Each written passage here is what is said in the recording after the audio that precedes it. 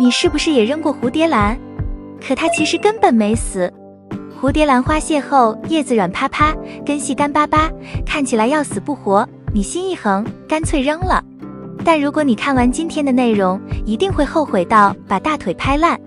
2年前，我也是这样。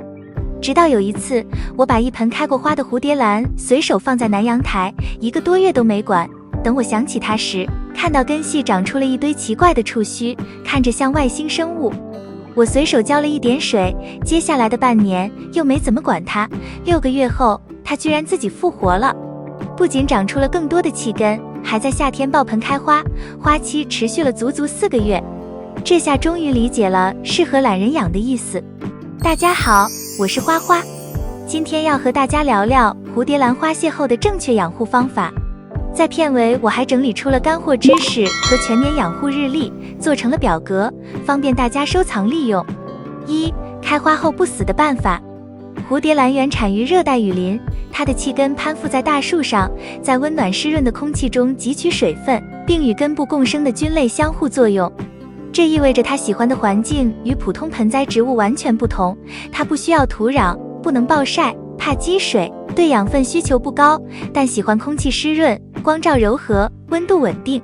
如果你家里有这样一个角落，空气湿润但不闷，光线明亮但不直射，那就把蝴蝶兰供在那里吧。相信我，过段时间它会给你意想不到的惊喜。但特别要注意，温度是最容易忽视的因素，10至30度一定要记住。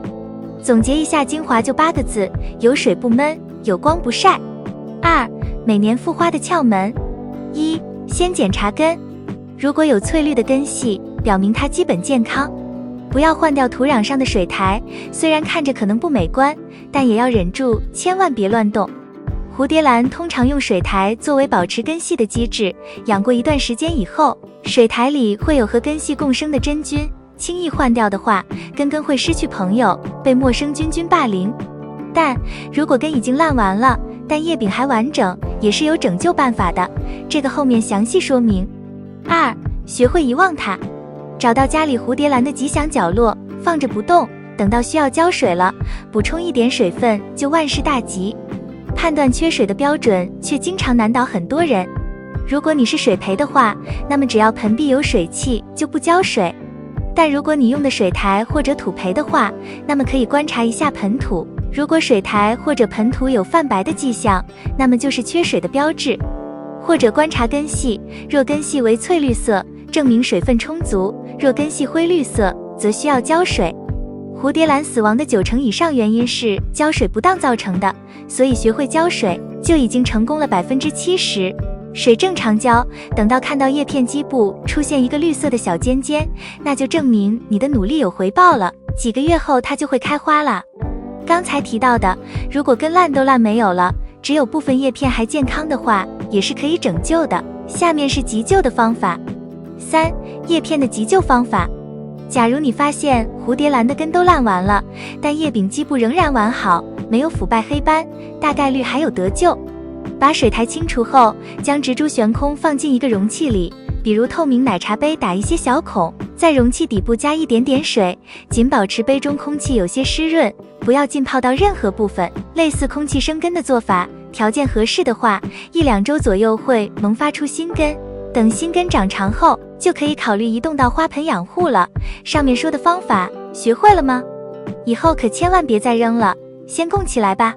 许多花友在蝴蝶兰花谢后给予养护，却无意中犯下致命错误，导致植株生长受阻，甚至直接枯死。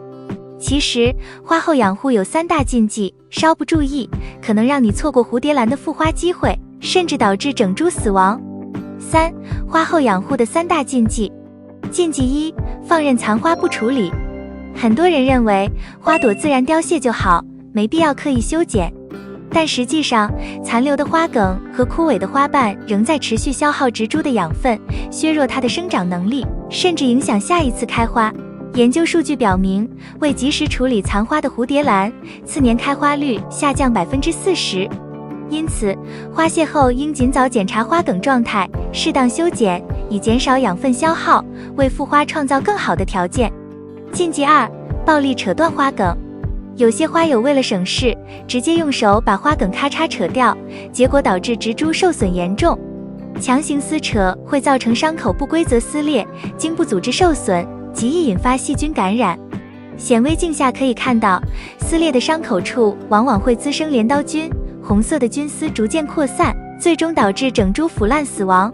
正确的做法是使用消毒过的修枝剪，在花梗底部健康的节点处进行干净利落的斜剪，并用肉桂粉或伤口愈合剂封住切口，以防病菌侵入。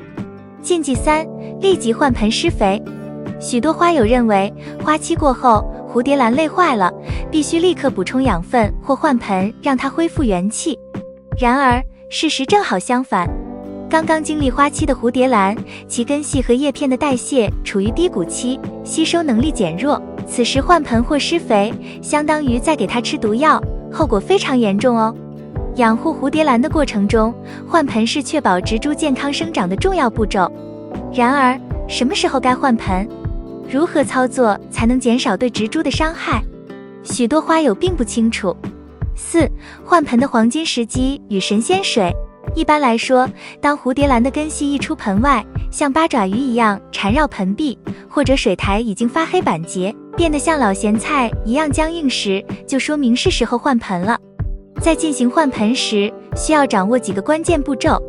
首先，将旧盆连同植株一起浸泡在水中10分钟，这样可以让根系更容易与盆壁分离，减少损伤。取出植株后，保留原有盆土的1/3，特别是靠近根部的护心土，以降低换盆带来的适应压力。此外，在新盆底部垫上一些碎泡沫或陶粒，以增强透气性，防止浇水后产生积水，从而减少根部腐烂的风险。除了换盆，合理的营养补充也能帮助蝴蝶兰恢复生机。可以自制天然的复活营养剂，提供植株所需的养分。例如，香蕉皮能量水就是一种简单有效的营养液。只需将香蕉皮与淘米水混合，密封发酵7天后，再用清水稀释10倍进行灌根。这种营养液富含钾元素，有助于促进根系健康生长。此外，还可以制作蛋壳钙奶，为蝴蝶兰补充钙质。将蛋壳烘干后碾成粉末，再与少量酸奶混合，敷在蝴蝶兰的气生根上，可以增强根部的吸收能力，并提升植株的抗病性。除了蝴蝶兰，还有不少花也有再次盛放的能力，就看我们给不给机会了。比如种球植物。5. 其他种球植物的复花。许多人在秋冬买种球植物，期待多彩富裕的早春，但它们开过花之后，花后球瘪了一半，看起来不太有生机，不少人可能觉得种之无味又弃之可惜。其实种球植物挺容易复花的。标准操作一般是植株枯萎后掘出，放在通风阴凉处，一直藏到11月左右再种下去。比如风信子、花毛茛、百合、葡萄风信子、洋水仙、番红花、雪片莲。以上就是今天的内容，对你有所帮助的话，还请点赞、关注并转发出去，帮助更多人。感谢观看，我们下期见。